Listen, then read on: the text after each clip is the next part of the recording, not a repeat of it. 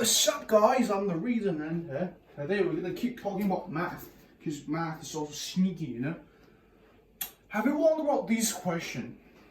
When you're solving a quadratic and the discriminant is negative, it doesn't have the root, doesn't it? Yeah, it won't have the root. What are you thinking about? Although you type in your calculator and it says no real solution. But think about this, guys. It says no real solution, not no solutions. Why don't they just say no solutions? Because actually there is solution, but the solution isn't real, you know? People make this up. That's why it's not real. Today we're going to talk about imaginary number.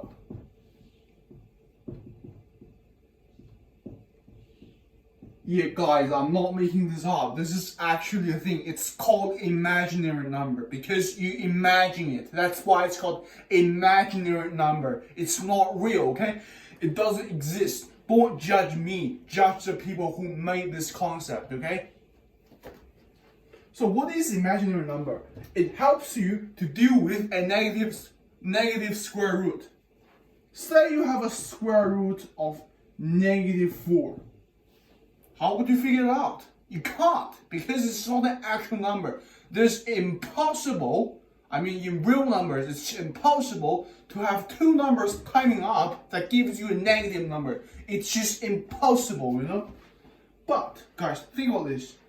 What if we set square root of 1 to a particular thing like pi? You don't know the exact value of pi. It's pi. It's a third, you know.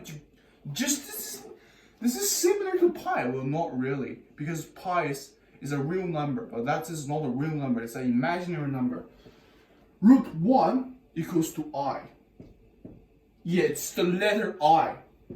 The letter I, you know. I have to write it in lowercase, not capital case, because that's a bit stupid.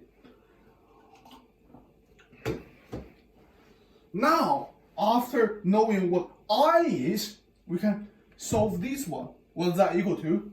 It equals to root 4 times root 1. Well, if you don't even know how did I get that, then you're gonna go back to year 9 and then do index notation again because you shebud. Guys, you gotta remember this formula just in case you forget.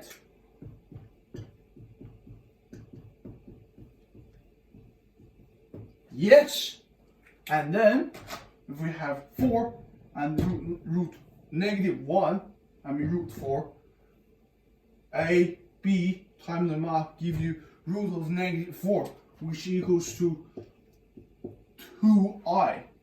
Because you see, the square root of -1 is I. That is imaginary number. When you see I, as long as you see I in an answer, you immediately notice it's imaginary number. It's not real number, okay? This is very important. An imaginary number is just one of the component in a complex number, which we will talk about in the next video. Okay, see you next video. Make sure you subscribe and like, and make sure to turn the bell as well.